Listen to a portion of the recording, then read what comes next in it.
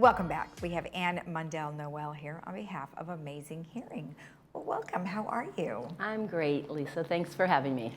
You're welcome, and we're glad you can make it in because, as I understand it, May is Better Hearing Month. What does that mean?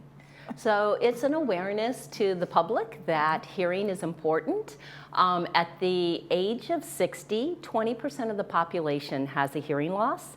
At the age of 70, 68% of the population has a hearing loss. Wow. So we really should start to take notice and maybe start to get a baseline in our 60s. Right. And that's what it's all about, just awareness. Okay, and that's good to know because, you know, especially those statistics, you know, after 60, 20% could be cause of anything, right? I mean, could be, I guess I wonder because we often think, well, we played our music so loud as kids, is that affecting it? Or is it just aging, or what are some of the processes that's happened?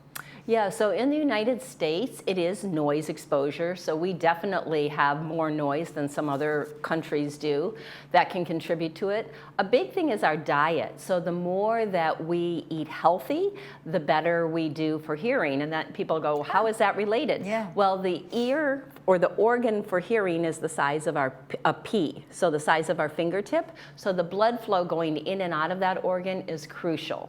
So basically what we want to do is try to have a healthier lifestyle. The more we take care of ourselves, we drink water, we exercise, the better we eat, then the better our overall health is. Right. And when that is improved, then our hearing is improved. Because we do see countries, Mediterranean countries, where they don't have hearing loss with aging. Okay, like why is that if that really is the way? Right. One, they don't have as much noise, but two, the other factor is the way that they eat. Gotcha. And then also all of the things that you mentioned help your blood circulation. So that would be key, I think, for that. So that's a good point. For sure. So, you know, I think it's been said, and I think you have even said it, is that there is a correlation of hearing loss and dementia. Why is it causing dementia to happen? So the Lancelot studies, which have come out a few years ago, they show that if the brain does not get a full spectrum of sound, it doesn't have all the tools to process, right? So if I don't hear it correctly, then I have to spend more time getting the message to the brain. I have to think, did you say me? Did you say knee? Did you say fish? Did you say dish? So I'm taking time to process it. I don't have time to hold on to it, retain it, and store it. So the dementia comes when we get miscommunication in the beginning. We didn't get the message in correctly. Then the brain doesn't have time to process it and store it. So it loses it. So the whole idea is that with hearing loss, we want to give the brain back that full spectrum of sound, and the way we do that is through today's amplification. You know, and here we're showing on the screen right now that the brain is in control, which is often we've talked about how the brain does control much of what it is that we're hearing. Which goes first, the actual hearing of sound or words? Or both? So as the mechanism, the mechanism to get the sound to the brain is the hearing loss, right? So the inner ear isn't processing the way that it should, so the brain is not getting the full spectrum. So think of like vision. Okay, if the eye starts to deteriorate, then I don't have as much clarity of vision, then I need to go get it corrected. It's the same thing with hearing. If the brain isn't getting that full spectrum of sound, then it deteriorates for comprehension, understanding, but it's putting a lot of stress on the body itself, right. And that's the key. Also, what is related to hearing loss is balance. Yeah. You know, we don't realize it, but the hearing system and the balance system are in that same bony structure. So when one is affected, the other is affected. If we don't hear well, we can't localize as well, we lose our comprehension, and then we get tinnitus or ringing in our ears, and that's all caused from lack of hearing. So all those things are really important to pay attention to. Well, I wonder why we don't pay attention to our hearing as much as maybe we pay attention to our vision. Because often, you know, they'll go in and they'll get glasses or they'll get their eyes checked, but they don't necessarily get their hearing checked. Well, I think that vision is 15 years ahead of hearing.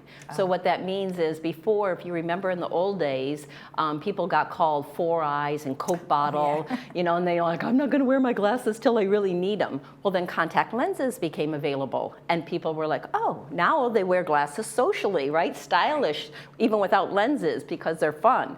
Well, the same thing is starting to happen with hearing, not only because the hearing aids are becoming discreet. I can have them in my ears and nobody even knows that I have them on. Right. They connect to technology, they connect to the TV, they connect to your cell phone. But more importantly, now younger people are wearing AirPods, right? They're wearing those white, like Q-tip looking things coming out of their ears. Well, now if I can put a hearing aid in and I can have all that functionality and I can improve the quality of my hearing and I feel better, it's a win-win. So we are seeing a lot more younger people coming in. Even in the last week, I had somebody who's got almost very normal hearing with a very mild loss in the higher pitches, and they loved the hearing aids. They said, oh my gosh, it's brighter, it's clearer, the tinnitus went away. And that's what we're really looking for. Okay, and that's really good to know. And so what does somebody do to start? I mean, to come in and visit with you, what's the process? So the best way to start is just going to see an audiologist, which is somebody who's got a master's or doctorate degree in hearing science. Versus going to a dispenser. If you're gonna just buy a hearing aid, that's where people might start with a dispenser, but really going to an audiologist, getting a good diagnostic test, and then going from there as to wherever you wanna go to have that prescription fulfilled. And then in your facility, you have lots of different things to choose from, to try out, and that's what you can also do, is you can help the patient learn about the various technologies that are out there. And you always have something amazing to share with us, and I know you do today too, it's called Oticon? Oticon. Oticon. So the Oticon Real is the new hearing aid. Oticon is a Danish company that's been around for over 100 years, but they have just improved on the quality of their product. It now has better speech and noise processing, but their processing is called deep neural networking. So it processes the way that the brain processes. So it uses artificial intelligence to help pull the words from the background noise better. So the hearing aid that you do get matters. The quality of the sound matters. The clearer sound I can give the brain, the better the processing. So we have them at all price points. You don't have to go to the highest level in order to get that technology. Yeah, because I think insurance is also 15 years behind too. It's not. It's more not, than that. That's a whole nother subject. I know it's not paying enough for people to be able to get the best technology, which is unfortunate because certainly people do need some of the better technology, especially when you want to do the T-coil or you want to do, you want to have those other devices to connect and things like that. So hopefully they'll come along soon. Now I know you're still visiting Uganda and you're still collecting your bottles. Tell me about what's happening over there. We are excited. We're still collecting plastic bottles and aluminum cans, so anybody, you don't have to even be a patient of our office, can stop by. We're in the Trader Joe Shopping Center, but it's only plastic bottles and aluminum cans with the California CRV label on them. So we're not taking all recycling, just California CRV recycling, but we have already put in 10 water wells just from that program, and we are excited because we're almost ready to do another one. Oh, well, good. Yeah, you said you were going to be heading over there in the next couple months.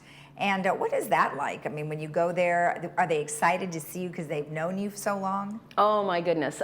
We go to a new place every time that we go, kind of trying to stay where we're at. But they see our white skin, and they call us a Mazunga, which means a white skin, and it means you bring hope. So they're always so excited to see us, and we have a huge project that we're doing this coming time in July, so I'll tell you more about that at a later date. All right, perfect. Well, thank you very much for the information. Thanks. If you want more information about anything that we have discussed, you can always get in touch with Amazing Hearing at 949-667-9818, and they were the best of Orange County by the Orange County Register. We'll be right back.